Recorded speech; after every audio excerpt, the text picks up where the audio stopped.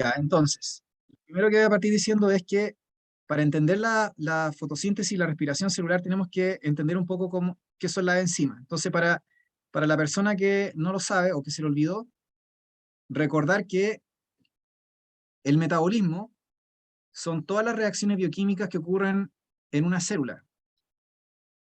Y esos procesos se pueden clasificar o descomponer en reacciones de tipo anabólico o catabólico. Las anabólicas son procesos de síntesis o fabricación, mientras que las catabólicas son procesos de degradación o ruptura. Entonces, cada vez que ustedes arman algo, estarían hablando de un proceso de síntesis o fabricación, y cada vez que desarman algo, estarían hablando de un proceso de degradación o ruptura. Entonces, el metabolismo y estos procesos anabólico-catabólicos no ocurren de manera, por así decirlo, o sea, o pueden ocurrir de manera espontánea, pero la idea es que funcionen de forma coordinada y de forma rápida, y para aquello es necesario tener catalizadores o algún tipo de molécula que permita que el proceso se haga de forma más rápida o eficiente. Entonces, las enzimas son catalizadores orgánicos, que son proteínas, que permiten catalizar las reacciones bioquímicas, ya sea de síntesis o fabricación o ya sea de degradación. Catalizar significa que la cinética o la velocidad de reacción aumenta, de tal forma que una reacción química que de manera natural o espontánea podría ocurrir en mucho tiempo, aquí se hace en microsegundos, o se hace de manera muy rápida, ¿entienden? Entonces, la enzima viene a facilitar los procesos, las reacciones químicas. Entonces, la enzima no participa en una reacción química ni afecta el equilibrio de una reacción química. La reacción química, acuérdense que es un proceso en el cual ustedes tienen sustratos y esos sustratos reaccionan entre sí para formar productos. Entonces, es un proceso que es un proceso químico, un proceso químico que ocurre porque los sustratos o las moléculas o los reactantes reaccionan entre sí por afinidad de grupos químicos o de átomos. Entonces, la enzima es una proteína en tres dimensiones, ¿no es cierto? Tienen que imaginársela como en tres dimensiones, que tiene sitios activos o bolsillos, literalmente bolsillos, donde pueden meterse los sustratos, como sale en la imagen aquí en la figura de la animación, donde los sustratos se pueden meter o pueden encajar a la perfección, porque hay una geometría específica para esos sustratos. Entonces la enzima es como el sitio o el lugar donde ocurre el proceso químico o la reacción química, pero la enzima no participa, sino que la enzima en el fondo facilita el lugar para el encuentro, facilita el lugar para el encuentro, para la reacción. Entonces por eso les digo que ellos no alteran el sentido de la reacción ni participan en la reacción. Los que participan en la reacción son los sustratos. Simplemente la enzima lo que hace es facilitar ese encuentro. No sé, pues es como si yo le dijera que tengo un hospital y entra la gente enferma o no sé, o quebrada o no sé, y después sale sana. Entonces adentro, el hospital es el sitio donde se produce la curación. ¿Se entiende? O el lugar físico. Entonces la enzima es eso. La enzima presta el sitio o el lugar donde se facilita la reacción química, ya sea una reacción de síntesis o una reacción de degradación o ruptura. Entonces, ese proceso, obviamente que reduce la energía de activación de las reacciones químicas porque se facilita la reacción química, no se necesitan grandes cantidades, sino que son eficientes en pequeñas cantidades. La unión de los sustratos a esta enzima es reversible, vale decir que los sustratos eh, ingresan al sitio activo, reaccionan entre ellos y luego salen del sitio activo, no se quedan pegados. Si ustedes tuvieran un sustrato que se quedara pegado a una enzima, eso sería un veneno, una toxina. ¿Por qué? Porque si usted tiene algo que se queda pegado a la enzima, al sitio activo, entonces la enzima se echa a perder, ya no puede funcionar. Y las enzimas hacen millones de veces este proceso, hasta que se echen a perder de forma definitiva. Entonces, la enzima no hace un proceso una vez, lo hace cientos de miles o millones de veces, hasta que finalmente se dañe por alguna razón. ¿Ya? Piénselo como si fuera una máquina, una impresora, no sé, una máquina que muele para el caso de una reacción de destrucción o lisi, o una máquina que hace un proceso de síntesis. Por eso le digo una impresora. Entonces, obviamente, si usted la tiene funcionando día y noche durante mucho tiempo, va a llegar un momento que va a fallar. O se va a acabar la tinta de la impresora o lo que usted quiera, porque es un desgaste físico. Lo mismo pasa con la enzima. Pero obviamente, si usted tiene un veneno y le mete un sustrato o una materia prima y se une de manera irreversible, la enzima se echa a perder. Algunos fármacos, por ejemplo, funcionan así.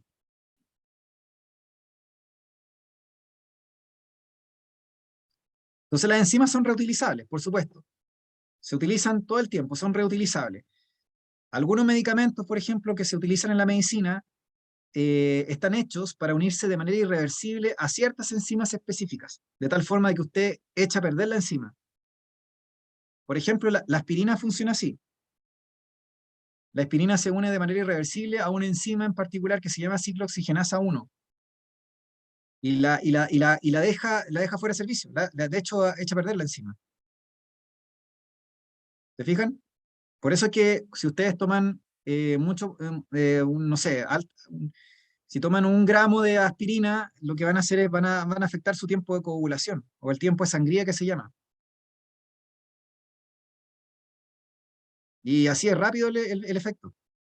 Por eso es que la gente que sufre de problemas al corazón le recetan un 250 miligramos diarios de aspirina, que le llaman la cardioaspirina, porque en el fondo reduce la coagulación y el riesgo de infarto, de formación de trombos o de coágulos que pueden afectar las arterias coronarias, ¿se fijan? Pero eso a expensas de echar a perder una enzima, que se une irreversiblemente, el sustrato se une irreversiblemente a la enzima. Ahora, un veneno, obviamente, un veneno, no sé, distintos tipos de venenos también se unen irreversiblemente a la enzima la echan a perder. Por ejemplo, un veneno que se une irreversiblemente a una proteína fundamental como la de la respiración, de la cadena transportadora de electrones de la respiración celular mitocondrial, o por ejemplo, algo que sea muy importante para la célula. Entonces eso puede provocar la muerte porque usted echa a perder la enzima, la une irreversiblemente a un veneno, a un sustrato que se queda pegado. ¿Ya? Porque las enzimas tienen que estar siempre funcionando, se unen a los sustratos, hacen los sustratos reaccionan, luego se sueltan. La otra cosa es que las enzimas tienen un sitio alostérico con A de árbol, alostérico. El sitio alostérico es un sitio de regulación que tiene la enzima, o sea que aparte que algunas enzimas tienen el sitio activo, o como un bolsillo donde se meten los sustratos, también tienen otro bolsillo que les sirve para que la enzima pueda activarse o pueda bloquearse. Entonces el sitio alostérico es un sitio de regulación que puede hacer que la enzima deje de funcionar o aumente su funcionamiento, por así decirlo. ¿Ya? Y esos sitios alostéricos muchas veces son sustratos o productos que se producen a través de una reacción bioquímica, por ejemplo, anabólica o catabólica, que cuando se produce ese producto final, después de una serie de secuencias de enzimas que están funcionando de manera coordinada y sucesiva, ese producto final lo que hace es bloquear, por ejemplo, a la enzima inicial del proceso. Ay, no sé si me estoy explicando. Chiquillo, esto funciona igual que en una fábrica. Si yo tengo una fábrica de algún producto, no sé, piensa en una fábrica automatizada de autos, no sé, o de algún producto, resulta de que hay muchas etapas de los procesos. Entonces, ustedes tienen una parte donde hay máquinas que hacen una parte del proceso, luego tienen otra habitación o sala donde ocurre una segunda parte del proceso, y hay como una especie van avanzando por una especie de correa de montaje, como la fábrica automatizada de autos. Entonces, cada robot cumple una función específica y hay una etapa del proceso donde funcionan ciertos robots y en otra donde funcionan otros robots. Entonces, las enzimas funcionan así, van funcionando de manera secuencial y de manera consecutiva. Y van procesando sustratos van procesando sustratos de forma, como les dije, parcial o sucesiva. Entonces, una enzima 1 hace una parte del proceso, una enzima 2 hace la segunda parte, la enzima 3, y así, y todas están reguladas, no es que cada una haga su pega por separado, están reguladas, están en un sitio de repente específico. Entonces, como les dije, si yo tengo una serie de enzimas que están en forma secuencial, a veces el producto final de una cadena de enzimas regula por feedback. Acuérdense que yo pasé lo que era el feedback con ustedes. Yo dije que el feedback se llama retroalimentación y en los sistemas biológicos opera el feedback negativo, que les dije que eh, cuando hay exceso de una sustancia o un producto, yo inhibo o bloqueo la la parte inicial del proceso, como si fuera un proceso regulativo, así como un termostato de un aire acondicionado. Entonces, las enzimas también tienen un proceso de feedback negativo, donde a veces cuando yo tengo una enzima 1, 2, 3, 4, 5, el producto de la enzima 5 bloquea a la enzima 1, y por lo tanto, o regula la enzima 1, por lo tanto yo puedo ir regulando lo que se produce. Entonces, si ustedes se fijan, lo que quiero decir en el fondo es que las enzimas están sujetas a regulación. Entonces, no participan en la reacción, tienen sitios activos que permiten unirse a sustratos específicos, o sea que cada enzima se ocupa de una sustancia o de sustrato específico y de una parte particular de un proceso. ¿Ya? Son específicas de sustrato, se unen de manera reversible, porque ya les dije que de lo contrario sería un veneno y la enzima se echaría a perder, y además están sujetas a regulación. Y estas enzimas, como les dije, que son específicas de sustrato y que participan en un proceso particular o específico de una reacción química o biológica, la idea de la enzima es que desde el punto de vista de la energía, disminuye la energía de activación o la energía necesaria para que se desencadene la formación de productos a partir de reactantes o a partir de sustratos. Porque ya les dije nuevamente, estas reacciones químicas podrían ocurrir perfectamente en el mundo natural, o podrían ocurrir en un vaso con agua, no sé, o en un lago, por decirles cualquier cosa. Podrían ocurrir perfectamente. El problema es que ahí ocurrirían en mucho tiempo, y a lo mejor dependerían mucho más de la concentración de sustratos y también de la temperatura. Entonces, usted comprenderá que yo no puedo tener a 100 grados, ¿no es cierto?, todas las cosas. Cuando ustedes cocinan en su cocina, no sé si alguno de ustedes sabe cocinar, normalmente uno va a servir las cosas y tienen que bullir, y normalmente la ebullición hace hacer un cambio químico en los alimentos. No es solamente porque usted le mata la bacteria, es también porque quiere generar o inducir un cambio químico, por ejemplo, los huevos cuando los freímos. O en, no sé, en distintos cereales cuando los procesamos en la cocina. Entonces, si ustedes se fijan, ese cambio químico, ¿no es cierto?, necesita de la temperatura. Pero en los organismos, yo no puedo tener 100 grados. Son muy pocos los organismos que son extremos. La mayoría de los organismos funciona a una temperatura ambiente. Y la temperatura ambiente terrestre, ustedes saben que oscila entre, no sé, está como en 20 y tantos grados Celsius la temperatura promedio, entre el lugar más caliente y el más frío, y el cuerpo humano está a 37 grados. Entonces, esa es la temperatura de funcionamiento de nuestras enzimas y de la mayoría de los mamíferos, ¿se fijan? Entonces, claro, si tuviéramos 100 grados no moriríamos, ¿se entiende? No sé, pues estaríamos cocidos. Entonces, lo que quiero decir en el fondo es que la enzima impide que la célula tenga esa necesidad de tener tanta temperatura para hacer el proceso. Entonces, tenemos una temperatura que es como, entre comillas, adecuada, que no requiere tanta inversión de energía para tener esa temperatura, y como les dije, no es necesario recurrir a más calor o una hipertermia. Y por otra parte, ¿no es cierto?, a eso se le llama disminuir la energía de activación. Que si yo lo grafico en un gráfico, me doy cuenta que si no tengo la enzima, tendría que invertir mucha energía. Por eso les dije que el calor ahí tendría un rol importante. Pero como yo no voy a hacer, no puedo generar tanto calor en un organismo, porque requeriría mucha inversión de ATP, entonces yo soluciono ese problema con la enzima. ¿Qué es lo que es la enzima? Es un catalizador. ¿Qué es lo que hace un catalizador? Un catalizador acelera la velocidad de una reacción porque permite tener un lugar físico donde puedan reaccionar los reactantes. Por eso les dije la analogía del hospital. El hospital es el lugar físico donde se encuentran médicos y enfermos. ¿Se entiende? Y se produce un proceso que es la cura de las enfermedades. Entonces la enzima es lo mismo. La enzima es una proteína tridimensional que tiene un hoyo, un espacio físico donde se meten los sustratos y reaccionan. ¿Se entiende? Entonces eso facilita la reacción y la velocidad de la reacción, pero no hace un cambio en el sentido de la reacción. No va en contra de las leyes de la termodinámica, eso quiero decir. Y la enzima no reacciona, ella simplemente presta el lugar. ¿Se fijan? Entonces, sin enzimas no podríamos tener metabolismo. Es la enzima la que permite que podamos tener metabolismo.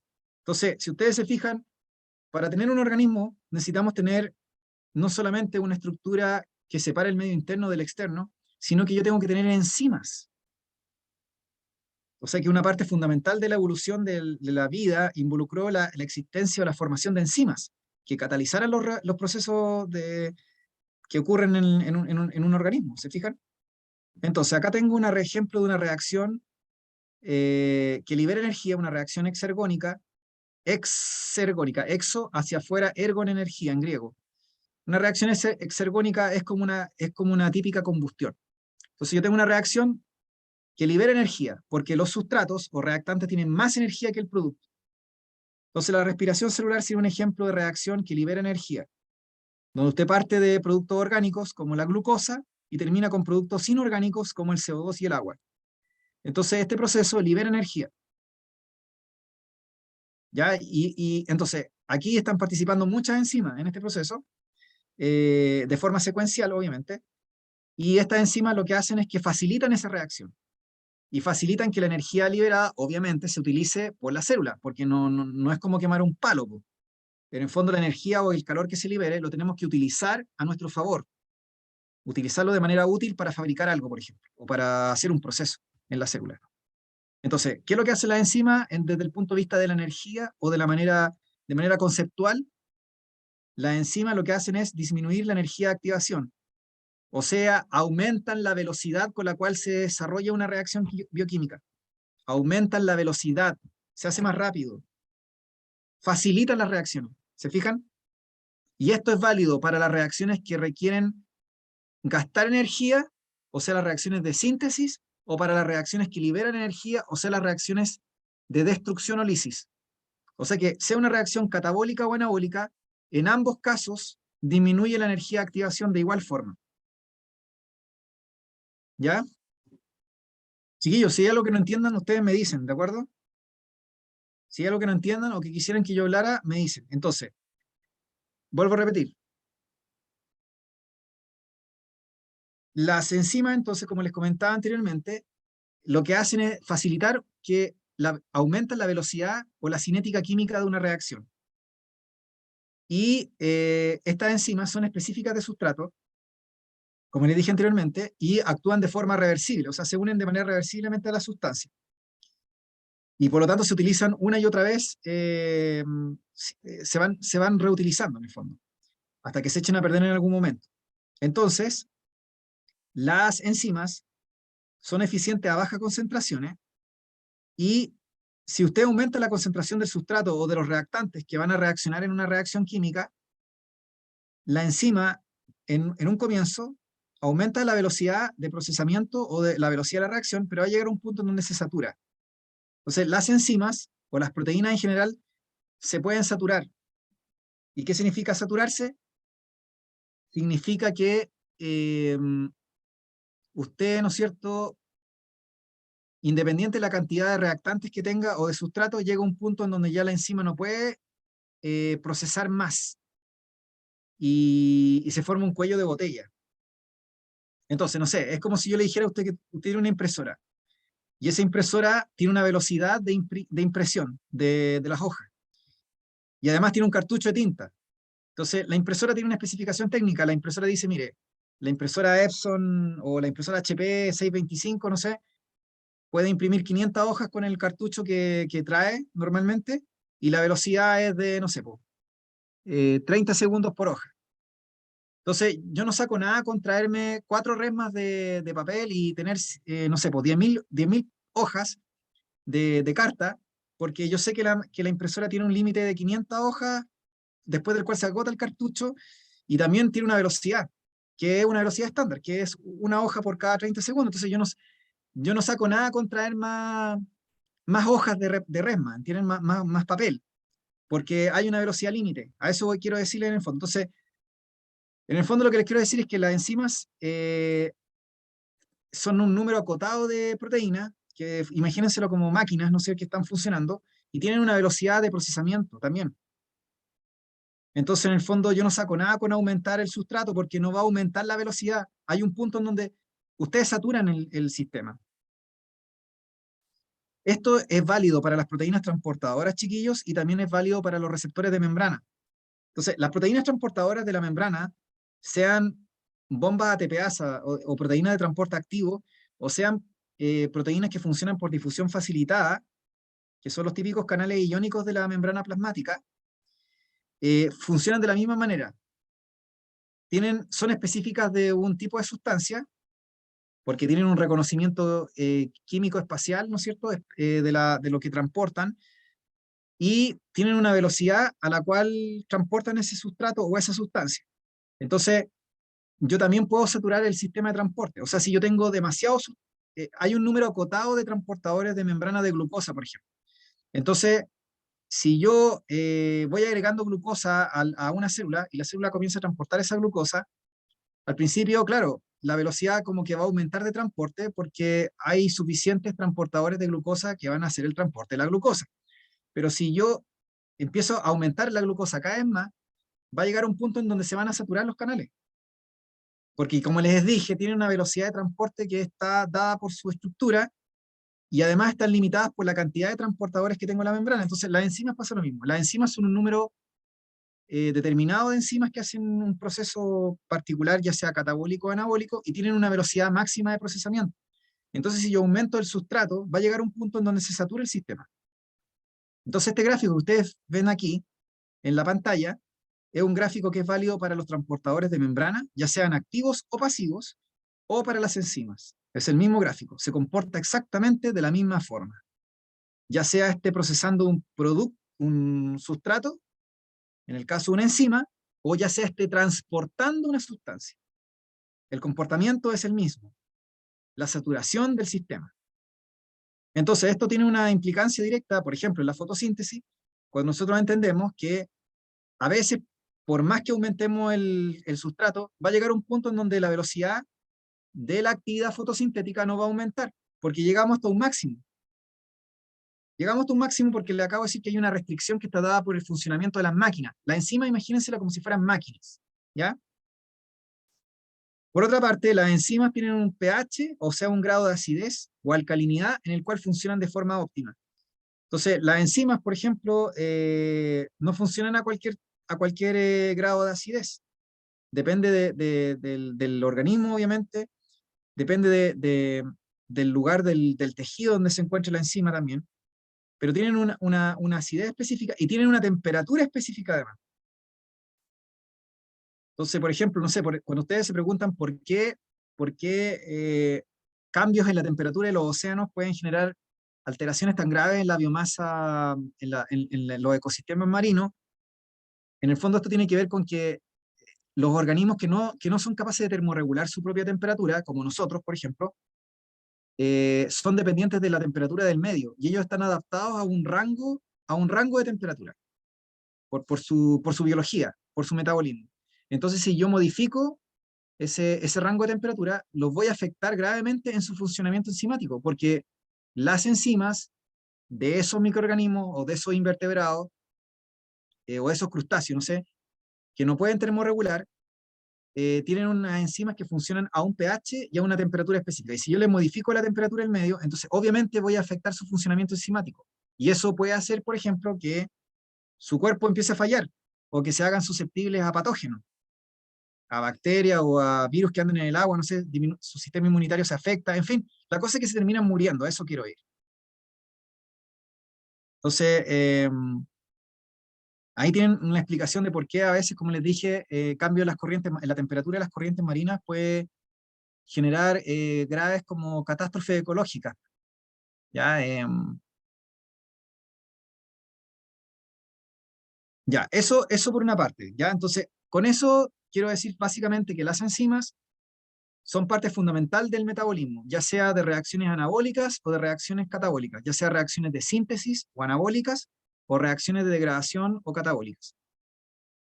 Y como les dije, las enzimas son específicas de sustratos, son reversibles, se unen irreversiblemente a los sustratos, son específicas de sustratos, son específicas de temperatura, son específicas de pH, se pueden saturar, en fin, ¿ya? Son susceptibles de venenos.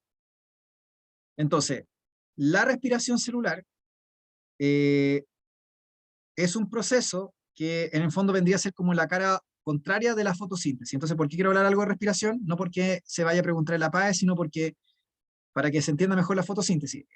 La respiración celular es lo primero que apareció en la Tierra.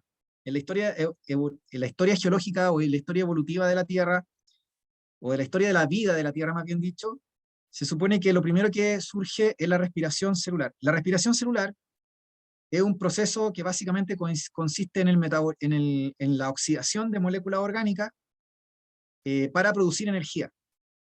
Y esa oxidación, o esa degradación en el fondo, porque oxidar significa quitar electrones a una molécula, ese proceso de oxidación o de degradación puede ocurrir con o sin oxígeno. Cuando ocurre con oxígeno, se habla de oxidación aeróbica, y cuando ocurre sin oxígeno, se habla de oxidación anaeróbica o independiente de oxígeno. Entonces, la respiración celular puede ocurrir con o sin oxígeno. Y obviamente, la primera que ocurrió en la biosfera, inicialmente, y de acuerdo a la teoría de la evolución, ¿no es cierto?, sería la respiración celular anaeróbica o independiente de oxígeno, ¿ya? Después, con el tiempo, surge la respiración celular aeróbica, pero como consecuencia de la existencia de oxígeno, ¿se entiende? Y luego surge, y esto a nivel unicelular, porque después en algún momento surgen los organismos pluricelulares o multicelulares de mayor tamaño y de mayor complejidad, y ellos ya necesitan tener mayor cantidad de oxígeno presente, ¿se fijan?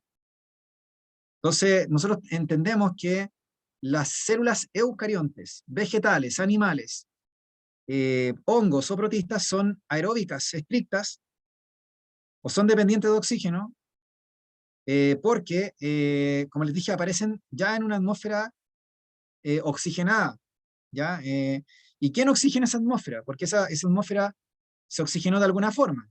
Entonces, hubo procesos de oxigenación que fueron geológicos, por así decirlo, pero también gran parte del proceso se explica por la actividad fotosintética. O sea que fue la actividad fotosintética la que propicia o auspicia la respiración en el fondo celular aeróbica, ¿se fijan? Entonces los dos procesos están integrados a nivel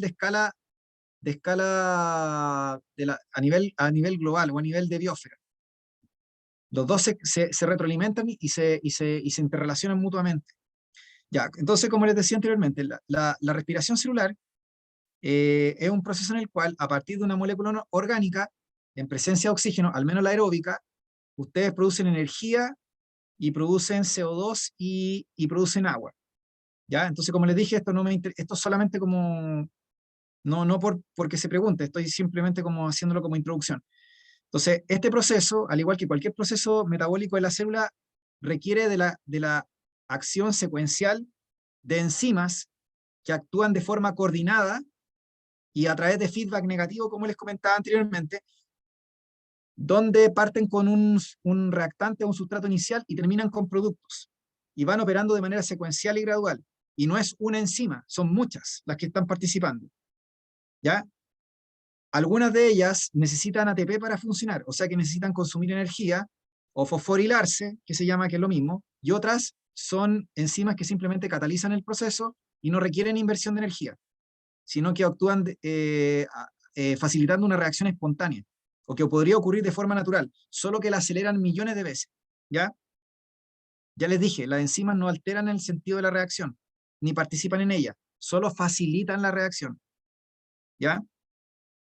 Entonces, la respiración celular, como les dije, es un proceso que a partir de una molécula orgánica, como por ejemplo la glucosa, se oxida, se rompe, se degrada, y sobre todo en presencia de oxígeno se le permite extraer toda la energía que tiene esa molécula en presencia de oxígeno, como les dije anteriormente, con la consecuente liberación de CO2 y de agua, que son los productos propios de la respiración celular. ¿Qué es lo que es el CO2? El CO2 es una molécula, es anhídrido de carbono, es una molécula inorgánica de carbono, y el agua, ustedes saben todo lo que es el agua. Entonces, quiero hacer aquí un pequeño paréntesis. Cuando yo les pasé organelos, al menos los que estaban al principio de año, lo puedo mencionar nuevamente, los organelos, ¿no es cierto?, de las células eucariontes, acuérdense que es parte de la materia PAE, por lo menos, los organelos de la célula eucarionte, dijimos que eran varios, ¿ya? Habían organelos de membrana simple y de membrana doble. Yo les dije que los organelos de membrana doble eran fundamentalmente el núcleo, la mitocondria y los plastidios, específicamente el cloroplasto, o el más común el cloroplasto, ¿ya? Entonces, la célula eucarionte, acuérdense que la célula eucarionte corresponde a un dominio filogenético. Tenemos tres grandes dominios filogenéticos o taxonómicos en biología, que son el dominio bacteria o eubacteria, o procaria, que se le llama, procaria, por procarionte. Luego tenemos el arquea, de las arqueobacterias, que son bastante similares a las bacterias, pero son diferentes, igual tienen algunas características como diferentes. Y luego tenemos el dominio eucaria, que serían los eucariontes. Y los eucariontes son los organismos que se clasifican en los reinos típicos que ustedes tienen que haber visto en el colegio, que son el reino animal, vegetal, hongo, protista. ¿Ya? Bueno, hoy día se hablan de 7 reinos, se agregaron otros 2 más, pero por lo menos en términos bien macros. Entonces, recuerden que hay una rama en la biología que se llama taxonomía, que clasifica los organismos según categorías. Entonces, partimos de la categoría más amplia o general y vamos llegando a la categoría más específica o particular. Entonces, el dominio y el reino son las categorías más macro, ¿ya? Entonces, el dominio eucarionte, eh, y luego, ¿no es cierto?, estos reinos que les mencionaba, protista, hongo, planta, animal, etcétera. Estas células se caracterizan porque tienen organelos membranosos y tienen núcleo y tienen una serie de organelos. Entonces, dentro de los organelos tengo organelos de membrana doble y simple. Los de membrana doble son el núcleo, las mitocondrias y los cloroplastos. Las mitocondrias y los cloroplastos son organelos donde yo encuentro ADN. Entonces, no es el núcleo de la célula eucarionte el único organelo donde ustedes tienen ADN. También tienen ADN en la mitocondria y en el cloroplasto. Y este ADN, como se los dije en genética, es un ADN especial porque es circular, de tipo bacteriano, es pequeño y es un ADN no recombinante. Vale decir que no participa en la reproducción sexual. Se mantiene intacto de generación en generación. Entonces, las mitocondrias y cloroplastos tienen ADN que permite, que especifica un tipo de herencia particular que, como les dije, no cambia de una generación a la siguiente. Entonces, cuando una madre, ¿no es cierto?, tiene hijos, ella transmite sus mitocondrias a sus hijos e hijas, y luego la generación siguiente, o sea, a través de las hijas mujeres, se va a transmitir esa herencia mitocondrial a la siguiente generación.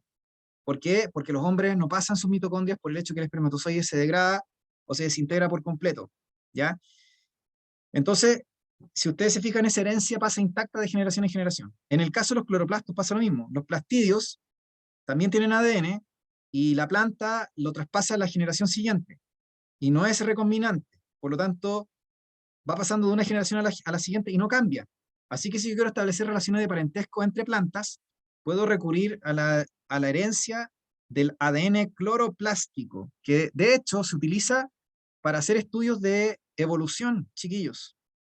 La evolución de las plantas, ¿saben cómo se ha hecho el estudio de la evolución de las plantas? ¿Saben por qué hoy día saben que las plantas con flores son las plantas más evolucionadas?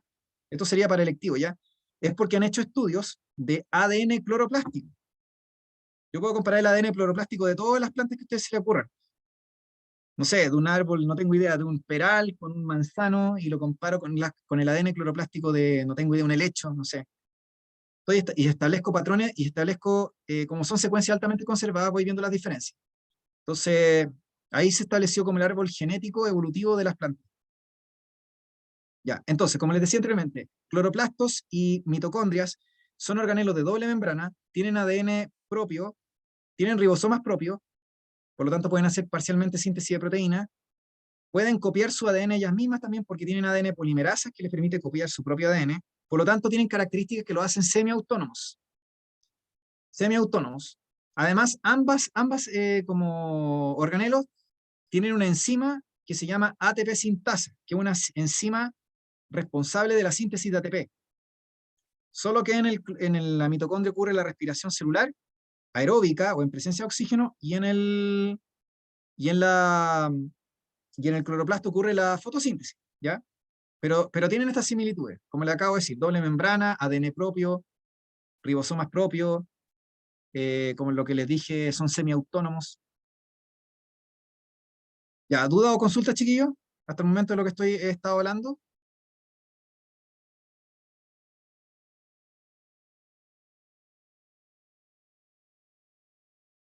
Ya, entonces, si ustedes se fijan, esto que les acabo de contar, ¿no es cierto?, es el fundamento o son como lo que se dice que son los argumentos para apoyar la teoría de la endosimbiosis de Lynn Margulis.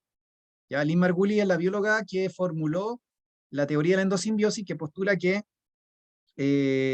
las mitocondrias provienen de una bacteria ancestral que fue incorporada por una arqueobacteria que la incorporó y se hizo una especie de relación simbiótica en ella y con el paso del tiempo se transformó en organelo, ¿ya?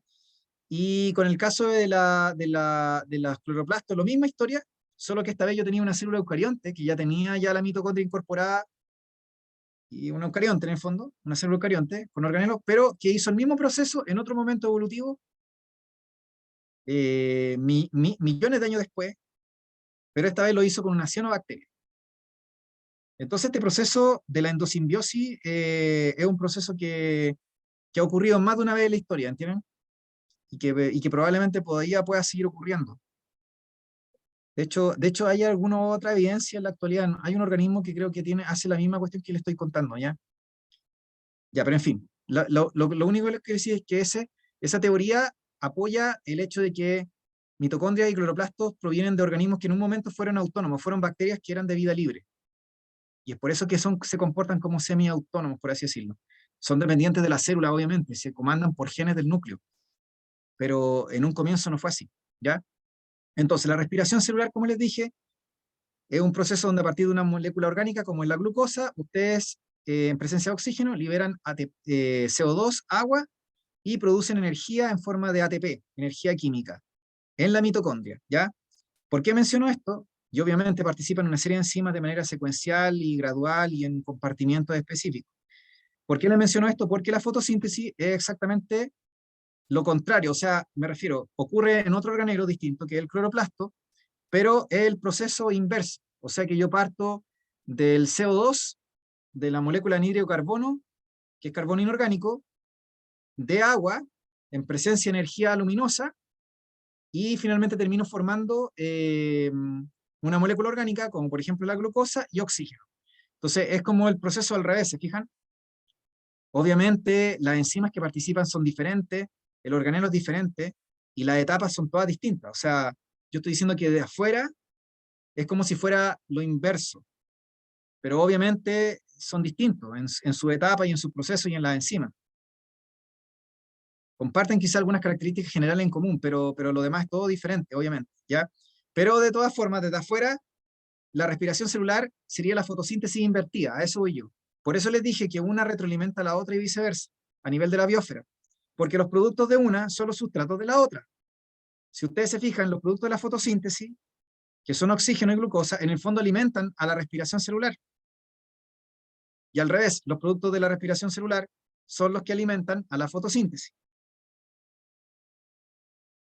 Ya, ¿qué es lo que es la fotosíntesis? La fotosíntesis es un proceso que ocurre en los organismos fotosintéticos, que no son solo plantas, sino que son bacterias fotosintéticas o cianobacterias, algas, por ejemplo, que son protistas básicamente, que pueden ser uni o pluricelulares, y finalmente las plantas terrestres, ¿ya? Entonces, la característica de este proceso es que estos organismos fotosintéticos capturan la luz del sol, la transforman en ATP, o sea, en energía química, y ese ATP que se obtuvo a partir de la luz del sol se va a utilizar y consumir para poder fabricar una molécula orgánica a partir del carbono inorgánico del CO2. O sea que en el fondo, la molécula orgánica se fabrica a partir de carbono inorgánico y la energía necesaria para financiar ese proceso, que en el fondo se utiliza ATP, porque la ATP es la molécula universal para usar cualquier proceso, para financiar cualquier proceso, proviene de la luz del sol.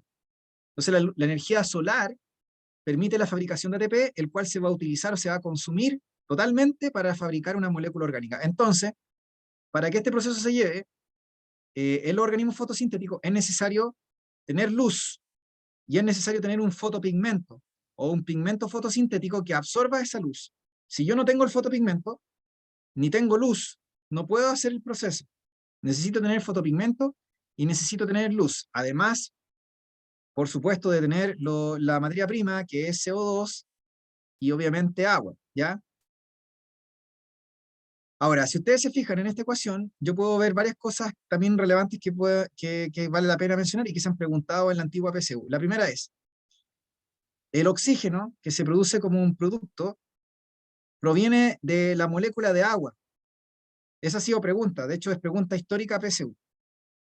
¿De dónde proviene el oxígeno de la fotosíntesis? O el oxígeno que libera las plantas, ¿de dónde viene? O las algas. Entonces, el oxígeno producido por la fotosíntesis en esta ecuación proviene de la ruptura de la molécula de agua. O sea que el agua es el que da origen al oxígeno que se libera en la planta por la fotosíntesis. Por otra parte, cuando les pregunten de dónde viene el carbono de las moléculas orgánicas como la glucosa, eh, la molécula, el carbono de la molécula de glucosa o de cualquier molécula orgánica que se produzca en la fotosíntesis proviene del CO2, del carbono del CO2. O sea que la fuente de carbono de las moléculas orgánicas viene del CO2, ¿se fijan? Viene el anhídrido de carbono. De ahí viene el carbono, digamos, de las moléculas orgánicas.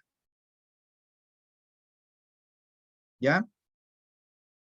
Entonces, como les decía anteriormente, la fotosíntesis requiere de la luz del sol, pero de la luz del sol no utiliza toda la energía del sol, utiliza solo una pequeña porción de la energía del sol, no solo porque gran parte se refleja en la atmósfera, sino porque hay una parte del espectro de la radiación electromagnética que se utiliza y la otra que no se utiliza. Entonces, por ejemplo, del espectro de radiación electromagnética solo se utiliza la luz visible, no se utilizan ni los rayos ultravioleta, ni los rayos X, ni las microondas, solo se utiliza la luz visible, y de la luz visible, dependiendo del fotopigmento o de lo que tenga la planta o la bacteria o la alga, vamos a utilizar una parte específica de la luz visible. Entonces no es toda la luz visible, es una parte de la luz visible. Entonces, por ejemplo, el fotopigmento más abundante de la biosfera es la clorofila. Hay varios tipos de clorofila, pero las más comunes son la A y la B. La clorofila fundamentalmente utiliza dos partes o porciones del espectro electromagnético de la luz visible, que son la longitud de onda entre 400 y 450 y entre 650 y 700 nanómetros. Acuérdense que aquí estoy hablando de longitud de onda o lambda, que es una longitud, una unidad de medida, ¿sí? Entonces, nosotros entendemos que mientras menor sea la longitud de onda, la frecuencia de ciclos por segundo va a ser mayor. Y si la longitud de onda es mayor, la frecuencia o el número de ciclos por segundo o hertz va a ser menor. Por lo tanto, la clorofila, típicamente hablando, absorbe las longitudes de onda del azul violeta entre 400 y 450 y las longitudes de onda entre 650 y 700, o el rojo anaranjado. Pero si yo comparo estas dos longitudes de onda, me doy cuenta de la que aporta mayor cantidad de energía por minuto, o por segundo, como quieran llamarlo, es la longitud de onda del azul violeta, porque como tiene menor longitud de onda, su frecuencia es mayor. Eso significa que hay mayor cantidad de energía por ciclo, ¿se fijan? O mayor cantidad de ciclos por segundo. Entonces, si yo tengo una planta, por ejemplo, y yo la ilumino con una luz monocromática, no sé, con distintas longitudes de onda, si yo la ilumino con la longitud de onda del verde, la planta no va a hacer fotosíntesis porque el verde no le interesa. Es una longitud de onda que refleja, ¿se fijan? La longitud de onda que absorbe y que utiliza finalmente es la de 400 450, como les dije, y de la 650 700. Esa es la que estoy usando. La otra mayoritariamente las refleja, entonces no las usa. Entonces yo no puedo hacer fotosíntesis con una luz monocromática verde, o con una longitud de onda de 500, o 550. Yo no puedo hacer fotosíntesis con eso. Yo necesito hacerla, como les dije, con estos dos como longitudes. Y de estas dos longitudes, la que me haría tener mayor tasa fotosintética o mayor actividad fotosintética sería la longitud de onda entre 400 y 450, porque les acabo de decir que como tiene menor longitud de onda, hay mayor cantidad de ciclos por segundo, y por lo tanto la cantidad de energía por unidad de tiempo es mayor. ¿Se entiende, chiquillo, eso o no, más o menos? ¿Se entendió esto? Esto es como física igual un poco, ¿ya? Es un poco como de materia de ondas, pero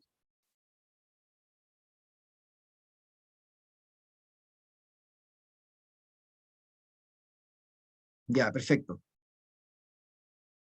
Ahora, si ustedes se fijan, en la naturaleza no existen solamente estos fotopigmentos, hay muchos otros fotopigmentos distintos, cada uno tiene una longitud de onda que a lo mejor absorbe, pero al menos la más frecuente y la más común son las clorofilas. Por eso es que les dije que si hubiera que preguntar algo en la PAE, o hacer de las ficocianinas, no sé, de una alga X, sino que normalmente le deberían preguntar por las clorofilas de las plantas terrestres, por ejemplo, o de algunas algas, que son las más frecuentes que hay, y como les acabo de decir, el verde no lo absorben, sino que lo reflejan, y las longitudes que absorben son fundamentalmente del azul violeta y del rojo. Ahora, ¿dónde se encuentra la clorofila? La clorofila se encuentra concentrada en lo que se llaman unos fotosistemas, que son unos centros reactivos donde tengo proteína y tengo este pigmento concentrado en el interior de los cloroplastos, específicamente en una membrana que se llama la membrana tilacoidal. Entonces, cuando yo veo un cloroplasto, me doy cuenta de que hay muchos por célula. Obviamente, se encuentran concentrados donde llega la luz del sol, porque no me van a hablar de una raíz o de un tronco de un árbol. Estoy hablando donde la superficie donde llega la luz, ¿ya? Ya sea hierba, o sea un helecho, o sea, como les dije, un árbol, ¿ya? Las hojas de los árboles. Entonces, el cloroplasto se caracteriza por ser un organelo doble membrana que tiene una cavidad interna que se llama estroma, que es como un citoplasma del cloroplasto, y luego tiene unas proyecciones de la membrana interna que forman la membrana tilacoidal, que tiende a formar como una especie de neumáticos que se apilan unos con otros, y eso se le llama grana. Entonces la tilacoide forma la grana. Entonces, donde yo tenga grana y tilacoide, tengo, como les dije, clorofila. Y tengo fotosistema 1 y 2, donde se concentra la clorofila. Entonces, la fotosíntesis ocurre tanto en la membrana tilacoidal o la grana, como les decía, o en el estroma, ¿ya? Pero dependiendo del lugar, yo voy a hablar de una fase u otra. De hecho, la fotosíntesis se divide en dos etapas o dos fases, la fase clara o luminosa y la fase oscura o independiente de la luz. Entonces, la fase luminosa ocurre en la membrana tilacoidal o en la grana, y la fase oscura ocurre en el estroma. La fase luminosa, o que ocurre en la membrana tilacoidal del cloroplasto, ocurre durante el día, y la fase oscura ocurre también durante el día, porque la fase oscura es dependiente de la fase luminosa. Entonces podría ocurrir que si yo tengo una planta y abruptamente la meto dentro de un closet, o la tapo, no sé, con una manta negra, ¿no? O sea, la tapo con algún tipo de objeto para que no le llegue la luz del sol, claro, quizás por unos minutos siga funcionando la fase oscura, porque los productos de la fase clara son necesarios para hacer funcionar la fase oscura, pero después de unos minutos se acaba también. Por eso les digo que, aunque se dice independiente de la luz, de todas formas depende de la fase clara. Como la fase clara depende de la luz, entonces yo no puedo tener fotosíntesis fase oscura si no tengo la luz. Necesito luz para que funcione tanto la fase clara o luminosa como la fase oscura. Ahora, yo les pasé hace un rato atrás la respiración. Quiero decirles lo siguiente. La célula eucarionte, les dije que tenía mitocondrias, por definición. Todas las células eucariontes tienen mitocondrias, ¿ya? Salvo casos excepcionales de ciertos tejidos de animales, pero en general todas las células tienen mitocondria y tienen organelo. Entonces, las células vegetales, por ejemplo, o los protistas también, fotosintéticos, tienen mitocondrias también. O sea que hacen respiración celular aeróbica, lo que significa que son dependientes del oxígeno. Y durante el día, que están haciendo fotosíntesis, están haciendo respiración celular. Por lo tanto, la respiración celular nunca deja de funcionar. O sea que tengo una planta o tengo una alga o incluso una cianobacteria, la respiración celular está funcionando igual. Está funcionando igual la respiración celular, sea día o sea de noche, ¿se fijan? Lo que pasa es que de día se supone que yo tengo además fotosíntesis. Y si es muy buena las condiciones de la luz y todo lo demás, entonces la fotosíntesis va a ser muy productiva. Pero la respiración celular va a estar ocurriendo igual. Entonces de noche, cuando ya no tengo fotosíntesis, obviamente que va a haber respiración celular. Si ya les dije que está funcionando todo el tiempo. ¿Ya? Entonces, para que no se olviden que la fotosíntesis funciona junto con la respiración celular. ¿Ya? Y durante el día yo tengo fotosíntesis y respiración. Y durante la noche, por ejemplo, en un árbol, tengo solo respiración, porque ya no tengo la posibilidad de hacer fotosíntesis. ¿Ya? Esto es para recordarles que las plantas, las células vegetales, por ejemplo, tienen mitocondrias y cloroplastos. Tienen ambos dos. No es que tengan solo cloroplastos, como pensaban algunos estudiantes. Muchas veces me encontré con estudiantes que pensaban que las plantas tenían solo cloroplastos y hacían solo fotosíntesis. Y en realidad hacen fotosíntesis y respiración. Además, esto me indica que las plantas son dependientes de oxígeno. Independiente si la planta produce oxígeno durante el día o el alga, lo que ustedes quieran, son dependientes de oxígeno igual. Así que yo no puedo tener una planta o un alga en un ambiente sin oxígeno porque se termina muriendo igual. ¿Ya? Entonces, la fase luminosa o clara se caracteriza por que ocurre un proceso llamado la ruptura de la molécula del agua o la fotólisis del agua, foto, luz, lisis, ruptura, que libera oxígeno. Además, se produce la formación de ATP y la formación de una molécula que se llama NADPH, que es una coenzima energética también. Entonces produzco oxígeno en la fase luminosa, ATP y NADPH. Y en la fase oscura, independiente de la luz, pero dependiente de la fase clara, todo el ATP que se produjo en la fase luminosa y el NADPH que se produjo en la fase luminosa se consume para poder fijar el carbono inorgánico, el CO2, y formar moléculas orgánicas. Y formar moléculas orgánicas. ¿Dónde ocurría la fase luminosa? En la membrana tilacoidal, en la grana. ¿Dónde ocurre la fase oscura? En el estroma. ¿Ya?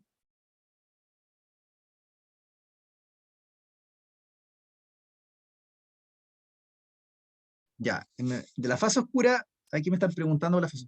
La fase oscura es el proceso de la fotosíntesis,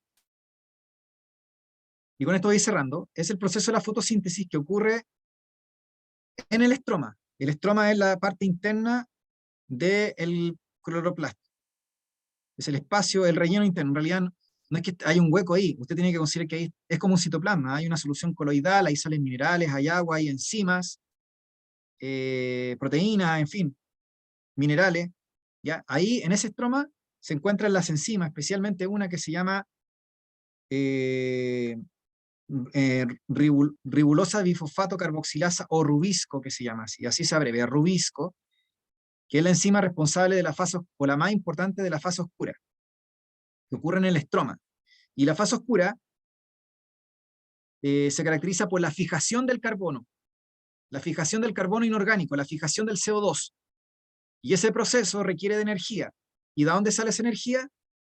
Necesaria para la fijación del carbono inorgánico y la síntesis de moléculas orgánicas a partir de CO2. ¿De dónde viene esa energía? Esa energía viene del ATP y del NADPH que se fabricó en la fase clara.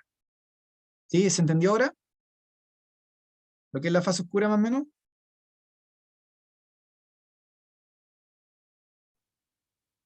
Ya, entonces, para ir cerrando, chiquillos, y con esto voy cerrando. Entonces, si ustedes se fijan, este proceso de la fase clara y la fase oscura, lo que necesitamos para efecto PAE es lo general, se fijan, el panorama general. No nos interesa como entrar en muchos detalles, ¿ya? Entonces, lo importante es que ustedes sepan que la luz del sol se transfiere a los fotosistemas, a las clorofilas de los fotosistemas, ¿ya? Ahí se transfiere, y esos fotones de la luz son absorbidos por estas clorofilas, y lo que ocurre es que la clorofila que absorbe esa energía es transferida a electrones de la molécula que finalmente se excitan y salen de la molécula. Estos electrones son los electrones de valencia, que no sé si ven acá que la molécula de clorofila tiene magnesio. Si ustedes se fijan, la clorofila tiene magnesio, lo que significa que el magnesio es un constituyente fundamental de las plantas terrestres.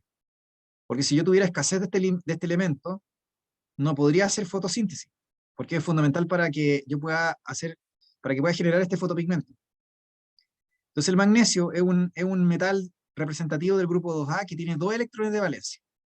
Entonces, los fotones ingresan por esta especie de antenita que ustedes ven aquí, esta cadenita que ustedes ven acá, de SH2, SH2, etc. ingresan por ahí y se transfieren a este anillo, y se transfieren al magnesio, y los electrones del magnesio salen expulsados de la clorofila, después de absorber la energía. Y claro que tiene sentido porque recuerden que los metales tienen bajo potencial de ionización, que es una propiedad periódica de la tabla periódica que habla acerca de que los elementos, usted les puede agregar energía a los electrones de valencia o los electrones más externos, o de la última capa de energía. ¿Cuál es la energía necesaria que usted le tiene que agregar a los electrones de valencia para que sean expulsados del átomo? Entonces hay elementos que usted le agrega no tanta energía y salen los electrones expulsados. Pues, y con los metales pasa eso, los metales tienen bajo potencial de ionización. Es súper fácil transformarlos en cationes o en átomos con carga positiva. Entonces los fotones entran, se transfieren al magnesio y salen expulsados. Y esos electrones que salen expulsados salen obviamente con la energía que absorbieron. Y esa energía que absorbe se va a utilizar de alguna manera que no vale la pena saber para la PAE, ¿ya? Porque o sea, les podría contar la historia y de hecho sería interesante, pero me refiero a eso, no se les va a preguntar. Pero sí, en términos súper amplios, podemos decir que esa energía que absorben esos electrones se va a transferir a proteínas, y finalmente eso se va a traducir tanto en la síntesis de NADPH como en la síntesis de ATP. La energía potencial de estos electrones que se transfiere, digamos, a una serie de proteínas que están presentes en el tilacoide o en la membrana tilacoidal. Porque todo esto que está pasando ocurre en la membrana tilacoidal, que es la fase clara. Entonces, la fase clara, los electrones de los fotosistemas donde se concentra la clorofila absorben la luz, salen expulsados, se transfieren a proteínas específicas que utilizan esa energía para fabricar ATP y NADPH, y luego se vuelven a recargar estos fotosistemas con electrones, pero que perdieron esa energía, o que se encuentran sin energía potencial. Por ejemplo, el fotosistema 1 se recarga con los electrones que ya se les sacó o se les drenó la energía, después de pasar por una cadena transportadora de electrones en la tilacoide, y el fotosistema 2 se recarga con los electrones que le aporta el agua. Entonces la fotólisis del agua o la ruptura del agua tiene una función que es aportar electrones a las clorofilas. Entonces, si ustedes se fijan ahí, el sistema se va alimentando constantemente. ¿Por qué? Porque se va recargando de electrones. Entonces, es como un disparo y una recarga de electrones, ¿sí? Como cartuchos que se van disparando por un arma. Entonces se va recargando constantemente de electrones los fotosistemas. Y el agua aquí tiene un rol central, ¿ya? ¿Se entiende, chiquillos, más o menos? Obviamente, esto que estoy diciendo, el APAE me comprenderán que no van a preguntar el detalle de lo que está pasando, porque aquí podríamos meternos en un detalle. Podríamos, por ejemplo, meternos en el detalle de cómo es que se produce la fotólisis del agua, qué proteínas están involucradas en la membrana tilacoide, cómo es este proceso de transferencia de electrones. Ya, entonces, al final, miren, súper simple, y con esto cierro, definitivamente, es que la fotólisis del agua aporta los electrones a los fotosistemas, específicamente al fotosistema 2, como les dije, que, eh, ¿no es cierto?, finalmente, una vez que es estimulada por la luz del sol, se transfiere a proteínas que van a efectuar un bombeo. O sea que la energía de estos electrones que salen de los fotosistemas o de la clorofila se utiliza para efectuar un trabajo, un bombeo de H+, o sea, de protones, desde el estroma hacia el interior de la membrana tilacoidal. Entonces, ¿qué pasa? Que como se está haciendo el trabajo de bombear protones, gracias a esta energía potencial de los electrones, los protones o H+, los H+ se comienzan a concentrar dentro de la tilacoide y comienza a generarse un gradiente electroquímico o un gradiente de concentración. Un gradiente de concentración. Un gradiente, yo lo expliqué cuando vimos transporte, que es cuando usted tiene más concentrado algo en una parte que en otro. Entonces usted tiene una membrana que separa dos compartimientos y en uno está concentrado todo chancho una sustancia y en el otro hay poco. Entonces si yo tengo un gradiente, yo puedo usar ese gradiente para efectuar algo. Puedo utilizar ese gradiente para hacer para generar energía, por ejemplo. Y de hecho eso es lo que pasa. La enzima ATP sintasa es una enzima que por cada 3 protones que pasan a través de ella hace girar una turbina, literal, y esa turbina cuando gira permite fosforilar un ADP, o sea que un ADP o un nucleótido de adenina difosfato, yo le agrego un fosfato cada vez que gira la turbina por cada 3 protones que pasan, desde la tilacoide hacia el estroma del cloroplasto. Entonces, si ustedes se fijan acá, toda esta cuestión tenía por objetivo final la síntesis de ATP, y bueno, y de NADPH, y de NADPH. La síntesis de ATP y NADPH. Y la síntesis de ATP básicamente funcionó por un gradiente electroquímico que se generó producto de los electrones con energía del Sol.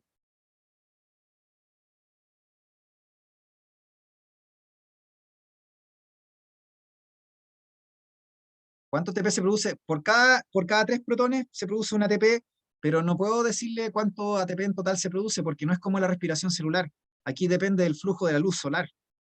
Pero no sé, a lo mejor alguien ha hecho el cálculo, pero no tengo idea yo cuál es el cálculo específico. Entonces, vuelvo a repetir, ¿qué es lo que les van a preguntar a ustedes en la PAE? Obviamente no les van a preguntar estos detalles. Lo que les van a preguntar, por ejemplo, es ¿dónde ocurre la fotólisis del agua? Que dijimos que ocurre en la fase clara. ¿O dónde ocurre la síntesis de ATP? ¿O dónde se encuentra? Acá dice fotofosforilación. La fotofosforilación del ATP. Fotoluz, fosforilación significa que yo fosforilo, o sea, agrego un fosfato a algo. En este caso, formo el ATP. ¿Dónde ocurre eso? En la membrana tilacoidal. ¿Quién participa? La ATP sintasa. La ATP sintasa sería lo único que valdría la pena como quizás tenerlo presente nomás.